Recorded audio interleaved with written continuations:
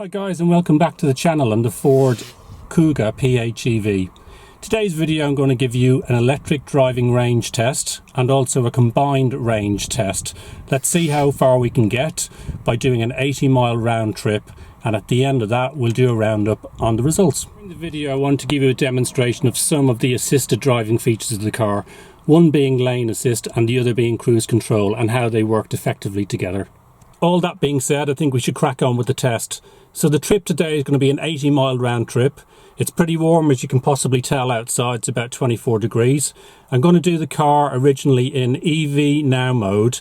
I'm going to run in normal driving mode, and I'm going to be on roads that are going to consist of B roads for about 30 miles and then a small bit of motorway for about 10 miles, and then we'll wrap up at the end.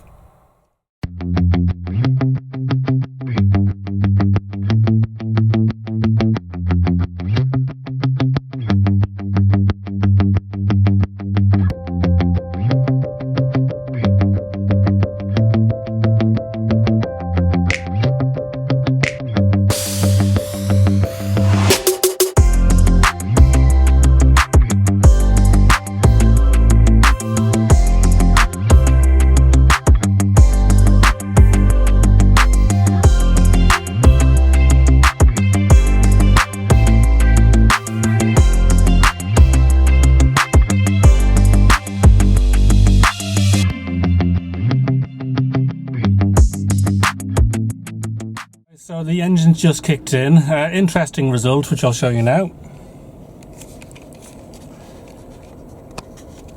So as you can see, I've got 0 miles on the electric range, and if I move up here you'll see I actually achieved 33.2 electric miles for the 28 indicated miles that the car originally had. So not bad at all, really. It has to be said though that it's a perfect day and perfect conditions for EV driving. It's hot, and I've only achieved about a maximum of 30 miles per gallon, or 30 miles an hour. So yeah, interesting. So I've completed the electric range test. I did want to do a combined test, but obviously I've no electric range left.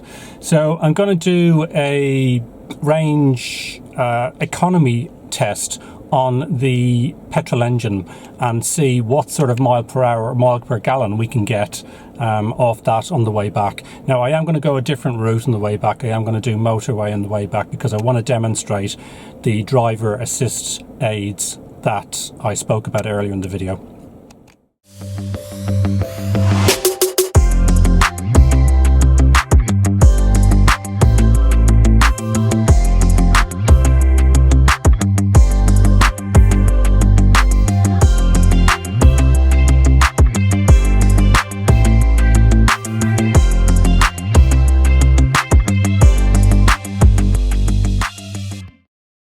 So here we go guys, I'm going to put cruise control on. I'm going to set it to 70. I'm going to put adaptive cruise control on. And I'm going to put lane assist on. And I'm about to let my hands go off the wheel. And there it is, steering itself at the moment. Pretty cool, huh?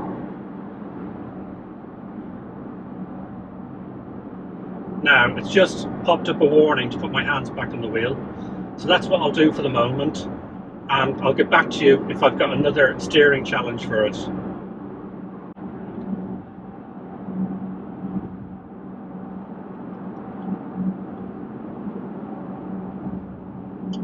So here's another steering challenge for the car. Again, you can see I'm not using my hands at all. But the car is keeping us within the lines on the motorway. Which I just think is totally incredible, and as close to full self-driving as you can really get. Again, there you've got a warning to put the hands on the steering wheel, which I think comes on after about 10 seconds, which is fair enough. But yeah, for a long drive on a motorway, it could prove very, very helpful. I believe you can set the intensity of the warnings, so the steering wheel will vibrate if it feels that you're going too close to the line without the assistance. That's another very helpful and very welcome piece of assistance in my view. Now, if some of you haven't experienced adaptive cruise control before, again, I'm just demonstrating I've no hands on the steering wheel. What the car will do is slow itself down once it comes within a certain distance of the vehicle in front. So you can see it's starting to slow down for me at the moment, and I'm going to manually overtake and increase speed. You can set the distance between you and the vehicle in front, basically what you're comfortable with at certain speed limits.